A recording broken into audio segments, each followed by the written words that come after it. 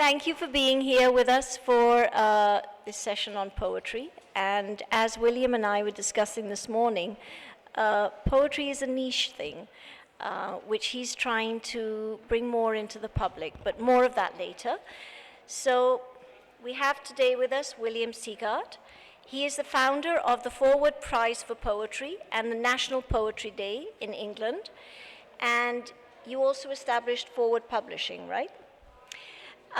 We'll talk about all these, as well as the anthology Winning Words, which is the title of this session, and which was the springboard for yet another project, of which there'll be more later. So, William, how did your interest in poetry begin? Well, my interest in poetry began really when I was a child. I suffered from one of those very strange British habits. My parents sent me to boarding school across the country, hours and hours away from home. And it seemed a very strange thing to do, to send a small child to a place where no one loved them. And the one thing that I was deemed good at doing at this school was reading poetry aloud. And I won the Hampshire Under-11 Latin reading competition. And I won 10-shilling book token, which gives you an idea of how old I am. And that was the sort of start for me. And I was very blessed that then I went to secondary school. I had an English teacher who demystified T.S. Eliot for me. And I think poetry is often ruined by teachers and librarians and booksellers. And often children have a great love for poetry. When they get to about 11, 12, they suddenly become self-conscious and they think it's all a bit boring. So when I was reading the introduction to the Poetry Pharmacy, which we will talk about later, you mentioned another incident in your life which brought you close to poetry, which happened in your, let's say, early adulthood? Yes.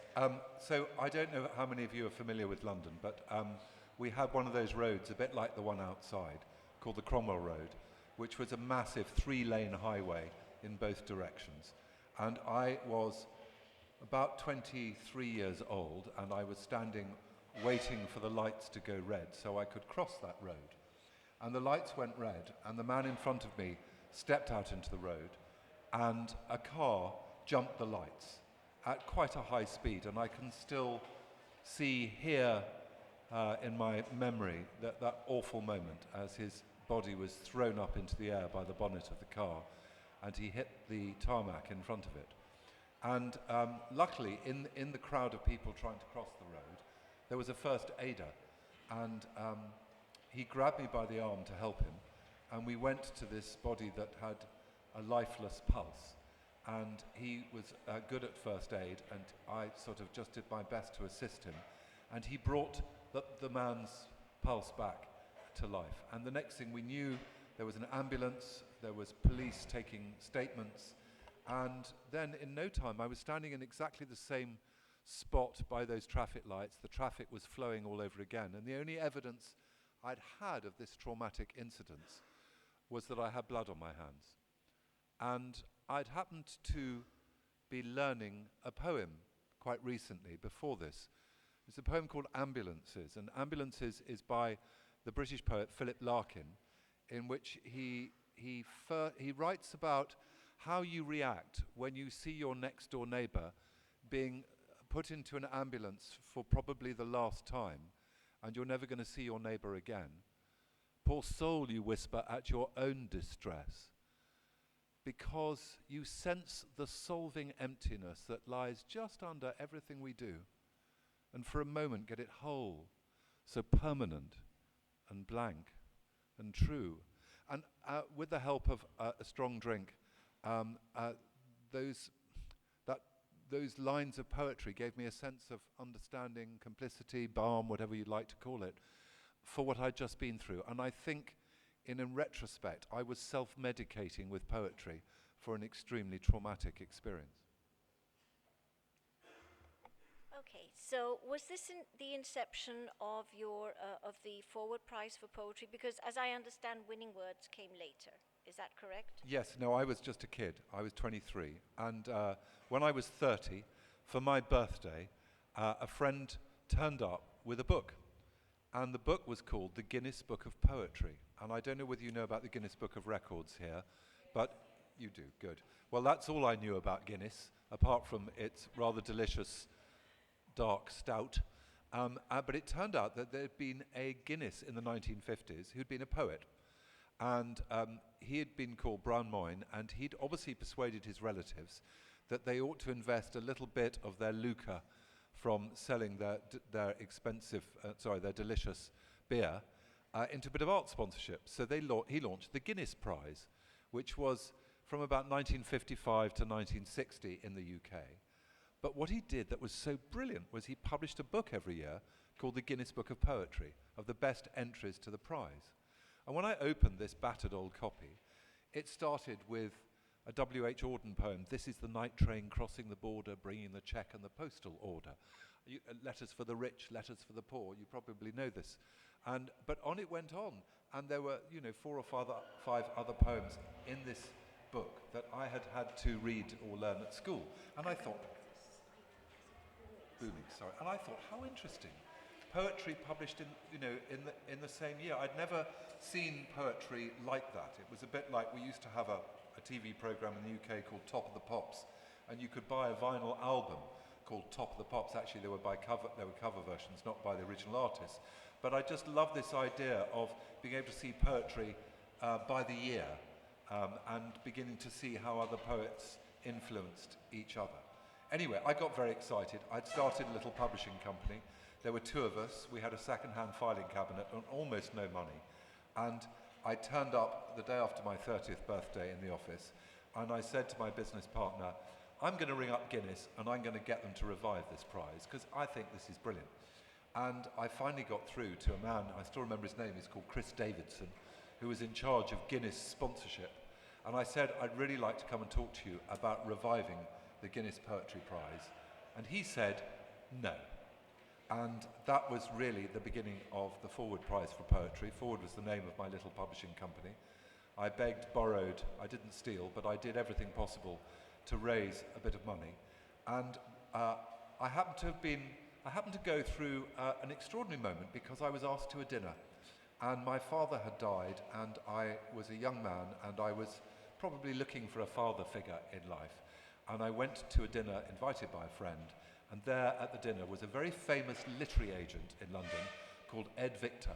And Ed Victor was an American who lived in London, and he was the Uber agent. Whenever a prime minister, left their job or whatever, it would be Ed Victor who negotiated the deal for their memoirs and all of that. So I was dealing with a rather amazing man, and he took me out to lunch and said to me, what was I going to do with my life? Where did I want to be in 5 years' time? And all that kind of stuff.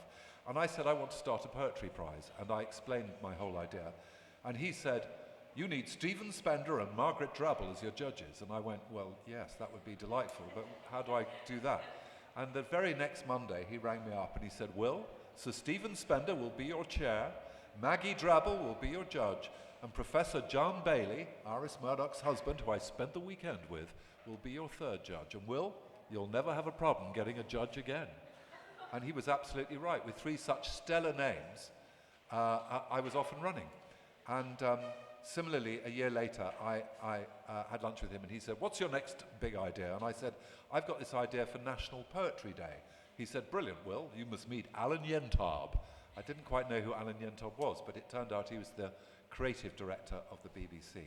And from that meeting came National Poetry Day, and it's still going 30 years later, and is the BBC's longest arts partnership apart from the proms. So I always say to my children, Woody Allen was right, 95% of success is showing up. If I hadn't showed up at that dinner, I'd never have met Mr. Victor, and these things would probably never have quite happened.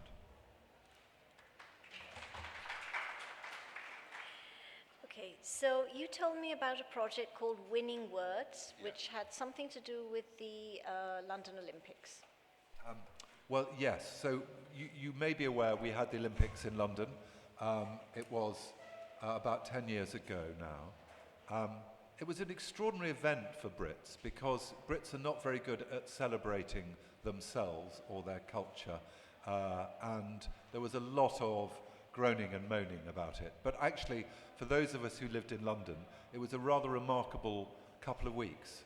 Policemen were nice to you. Everyone was nice to you. People chatted on trains and buses in a very un-British way. And it was rather amazing. However, the Olympic Park was a very odd space. It was right in the middle of the East End of London, and everything was new. It was like a little bit of Dubai nestling in London, really. It was just brand new. And what I realized was that the people behind the cultural celebrations for the Olympics had completely forgotten about poetry. And poetry is Britain's greatest cultural export. We're not really known, the Brits, for our classical music composition, our painters or whatever from the 17th, 18th, 19th century. It's the language of Shakespeare. It's the language that has gone all over the world, and that is something that I think is something we should cherish. And so I persuaded the Olympic authorities that they should commission poets to write poetry that would be physically put into the park, carved into walls or cast in concrete, all kinds of things. But also, there is this rather bizarre thing at the Olympics. It's called the athlete's wall. I've never fully understood why the athletes need a wall, but there is a wall that goes between where the athletes live and where the athletes compete. And so we had a big competition with the BBC Radio 4 on what should be the piece of poetry on the wall. And we consulted the nation, and we came up finally with "to strive, to seek, to find, and not to yield," which are the last lines of Tennyson's poem Ulysses, and it seemed rather fitting. And then on the other side of the wall we put this, the whole poem. And with that, Faber and Faber said to me, would I bring out an anthology of my favourite inspiring poems to celebrate the Olympics? And I did, and it was the first book that I did. And once you write a book or edit a book or whatever you like to call it, you then go on tour. Like here. You end up at literary festivals in the most extraordinary places. And one day a friend of mine said to me, I am organising a literary festival in Cornwall, right down in the southwest of England, and you always send me poems to get me through difficult times. She'd lost her father, she'd got divorced, and I would be texting her poems that I thought might help her through her difficulty. And she said, I'm setting you up in a tent.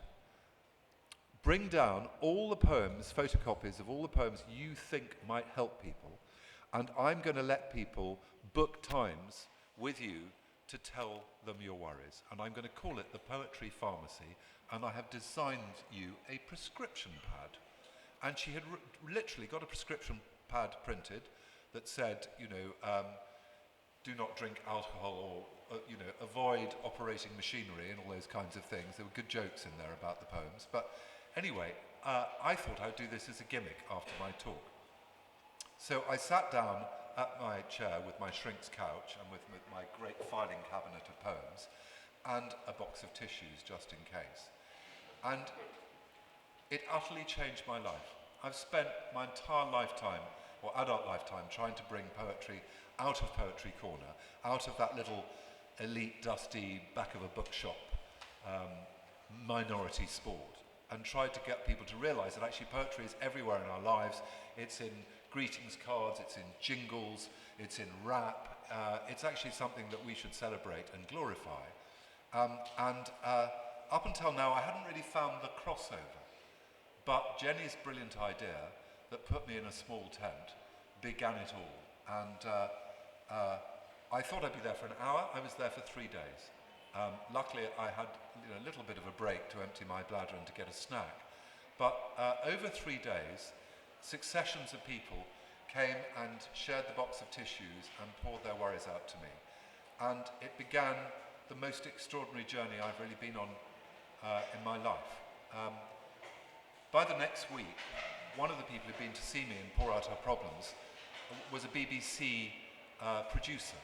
And she worked on the Reverend Richard Cole's Saturday radio show, which is a sort of magazine programme.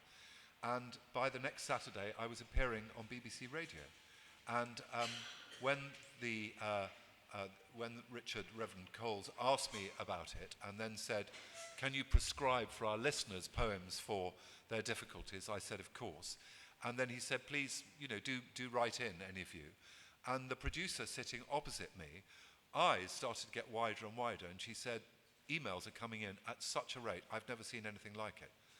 And then sorry. Yeah, sorry. So I'm going to interject here because you mentioned this morning something about liturgy and now secular liturgy, so you might want to talk about that. Yes. Well, hang on. Okay, all right, I'll hang on.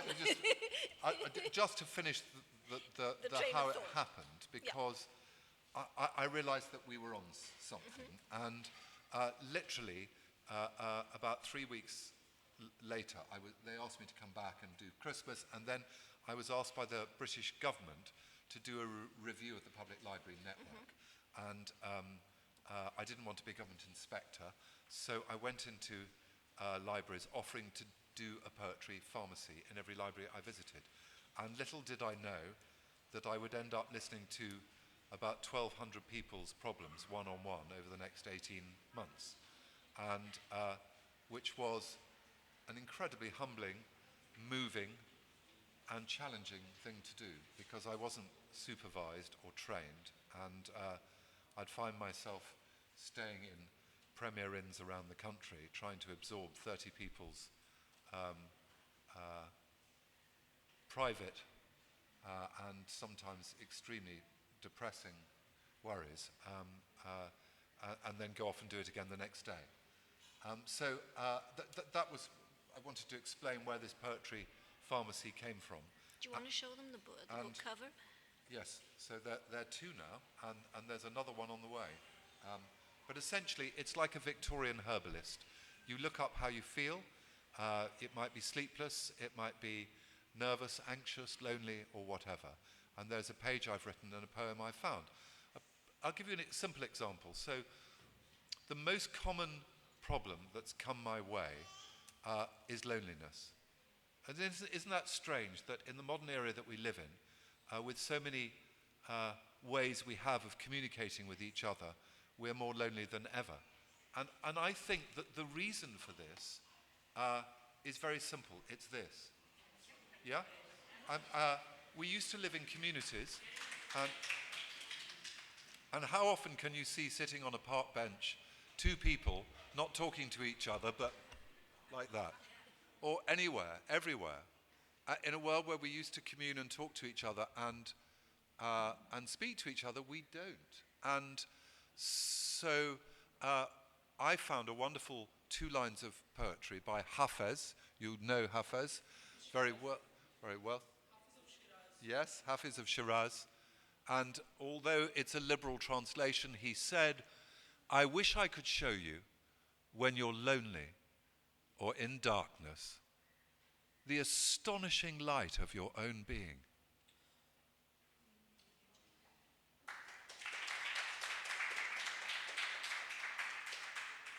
Now that was written 700 years ago by, a Sufi mystic, and that today is being handed out by me to lonely people in Britain, and they get out of the chair a foot taller. And I say to them, stick it on your mirror, learn it off by heart, say it to yourself every day. And I got a very moving email from someone saying, you won't remember me, but you visited me in the Mental Health Institute in Liverpool, and you gave me this, and I stuck it on my mirror, and last night my flat was burgled, was robbed, and in the way that burglars do, they'd ransacked her home, and she said the only thing that hadn't moved in that flat were those 2 lines of poetry. Thank you, she said. It got me through the night. Yeah. So, in Britain, we have become an increasingly secular society. A secular society that, when I was a child, we communed. And whatever was our faith, we communed together on a Friday or a Sunday or whatever. And we recited poetry together.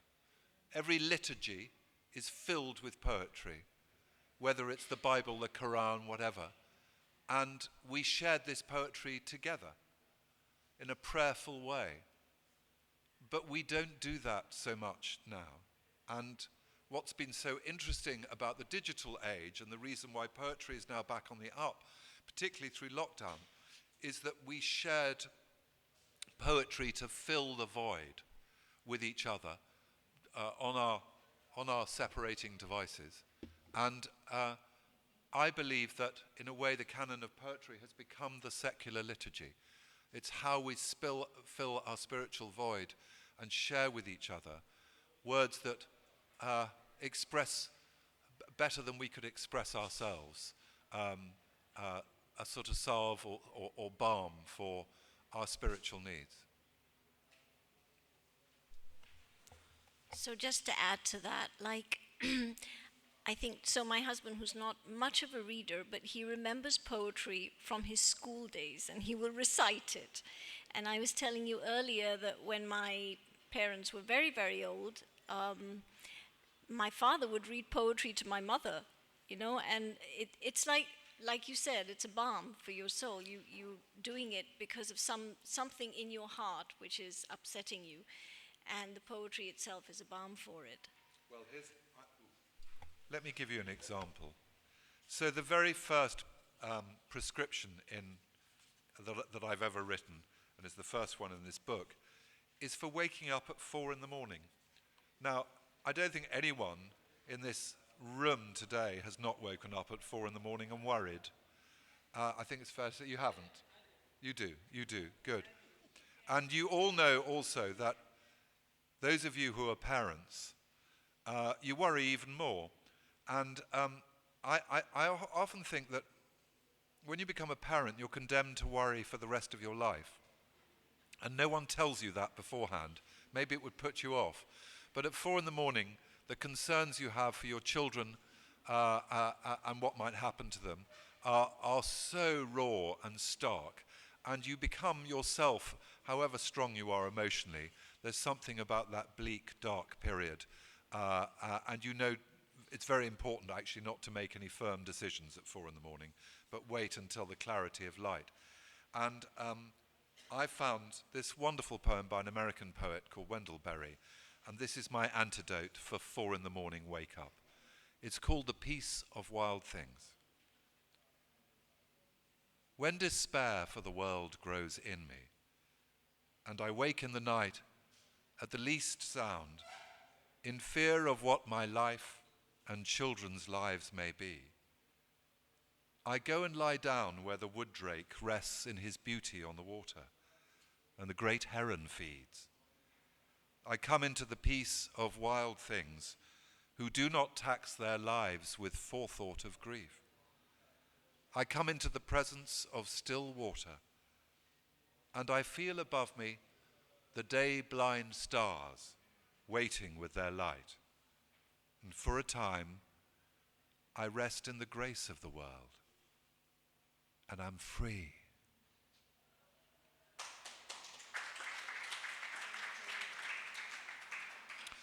Now, I don't live near where the heron or the wood drake rests. Sadly, I live in the middle of a city. But at 4 in the morning, I can recite that poem to myself and just start to get my breathing and my heart rate down and slowly turn the tumble-dryer mind off and go back to sleep.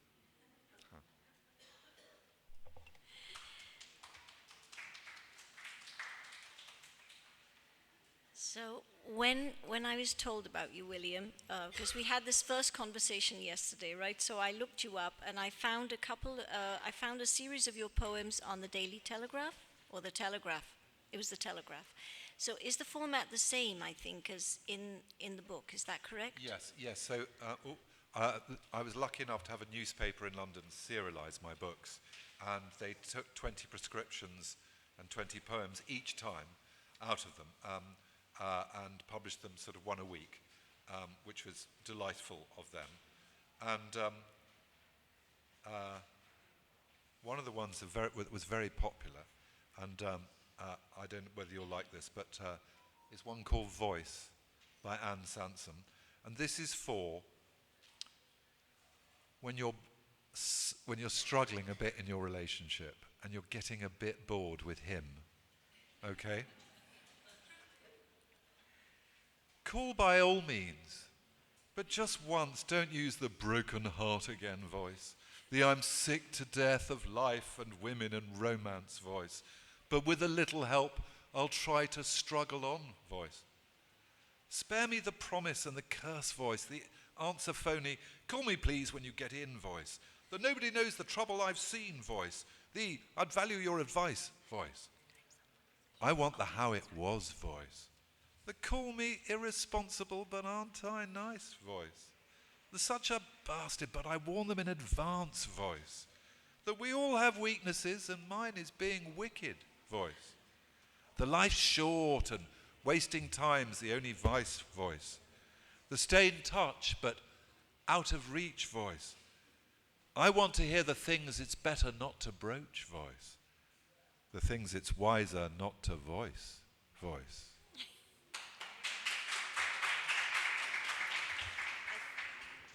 There won't be any Q&A. Yes. No Q&A. Okay. Right. Thank you all of you for being with us. I hope you'll all stay for the next half. We wanted to have a Q&A, but I think we overran our time. So, We've only been here half an hour. yes, it was a half an hour was it? session. Okay. Yeah. So the next, yeah, sure. Can we take one question, please? Okay, all right. Yeah. Come on, we've only had half an hour. I've come all the way from England. Yeah. Yeah. Okay.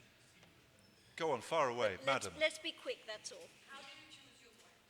Well, to be honest, I'm trying to find a poem that speaks to me with a sense of complicity for how I feel or someone might feel. So I'm reading through poems about life, death, love, romance.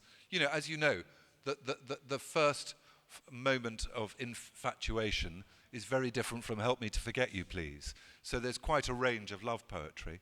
And similarly, grieving somebody who's lived for 100 years is very different from the loss of a tiny child. So I'm always looking for poems. I put my email address in the back of the books, which means I have a stunning level of correspondence with people from all over the world, which is delightful. But they're often suggesting poems, or they're saying to me, you haven't done one about sibling rivalry, or whatever. And so I go in search of them. But really, it's delightful. It means that I read poetry and I'm working. Yeah, so keeping Mark Twain's to define is to limit in the mind, what is poetry for you? Whatever you want it to be. Simple as that. So, how, first of all, welcome to the hall. Thank you. It was splendid listening to you. It was amazing. Thank you. My question being, when you're composing a certain piece of poetry, how do you separate your voice from the ego that's within you? Luckily, I don't write poetry. So I'm always reading other people's poetry. I always see myself as a cipher of other people's poetry. And I think it's very important not to get in the way of the words. Quite often poems are read aloud by actors, and they insist on sort of somehow, embellishing the whole thing, and that's getting in the way. I don't often think poetry is well read. Often poets themselves can do a disservice to their own work.